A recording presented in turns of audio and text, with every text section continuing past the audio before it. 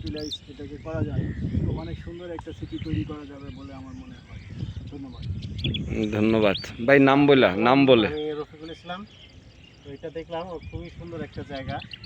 এটা মাটি ভরাট হয়ে গেলে আরও সুন্দর লাগবে, এবং এটা ঢাকা শহরের সেই গুলশান বনানীর মতো যদি পরিকল্পিতভাবে গড়ে তোলা যায়, নিঃসন্দেহে এটা ঢাকার একটা অন্যতম সিটি হিসাবে গড়ে উঠবে ইনশাআল্লাহ। ধন্যবাদ ভাই। আসসালামু আলাইকুম, আমি মোহাম্মদ শাহিন সারওয়ার। এখানে ওয়েস্টার্ন ভ্যালিতে আসে আমার খুব ভালো লাগছে। এটা যদি আরও ডেভেলপমেন্ট করা যায় তাহলে ইনশাল্লাহ এটা বসুন্ধরার চেয়ে ভালো একটা প্রজেক্টের দাঁড় করানো যাবে। এবং এটার সাথে যে সংযোগ সেতুটা মিরপুরের সাথে, ওটা যদি করে ফেলা যায় তাহলে আরও এখানকার ডেভেলপমেন্ট হবে। ধন্যবাদ ভাইজান। নাম বলেন। মোহাম্মদ সুলতান মাহমুদ।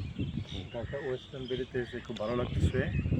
তো এখানে যদি পরিকল্পনা কাজ করা হয় এবং পরিকল্পিত শহর হিসাবে গড়ে উঠবে ইনশাল্লাহ। ভাই প্রথমে একটা কথা বলছিল যে প্রাণ জুড়ে গেছে। এই প্রাণ জুড়ানোর জন্য আপনাকে দক্ষিণমুখী কর্নার জমি, দক্ষিণমুখী আপনাকে জমি নিতে হবে, প্লট নিতে হবে।